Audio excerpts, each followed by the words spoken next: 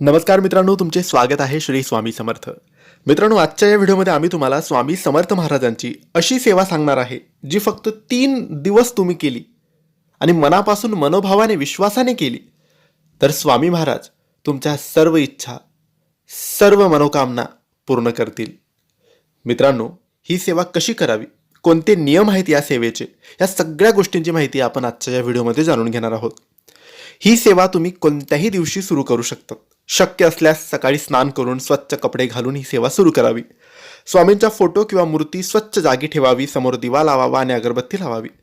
त्यानंतर स्वामींना नमस्कार करून मनात आपली जीही इच्छा असेल, जेही आपल्याला मागायचं असेल, त्यांच्या चरणी नतमस्तक होऊन आपण ते बोलायचं आहे. आता ही सेवा काय करायची आहे, तर तुम्हाला ही सेवा म्हणजे तुमच्याकडे स्वामी चरित्र सारामृत हा ग्रंथ हे पारायण असेल, ज्यामध्ये स्वामींचं चरित्र दिलेलं आहे, स्वामींबद्दल माहिती आहे. त्यामध्ये एकूण 21 अध्याय असतात.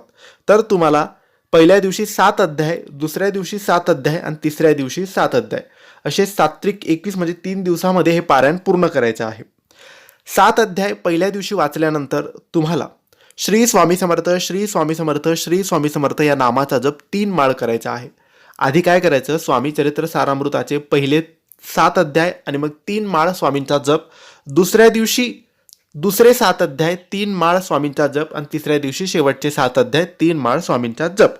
अशा रीतीने तुम्हाला हे 3 दिवस ही सेवा करायची आहे. मनापासून मनोभावाने करा. 3 दिवस नियम म्हणजे तुम्हाला मांसाहार करायचा नाहीये, वाईट विचार करायचे नाहीये, पवित्रता शुद्धता राखायची आहे.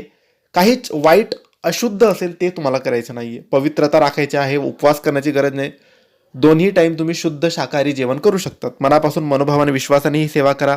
स्वामी तुमच्या सर्व इच्छा सर्व मनोकामना पूर्ण करतील. ही माहिती आवडली असेल तर लाईक आणि शेअर करा.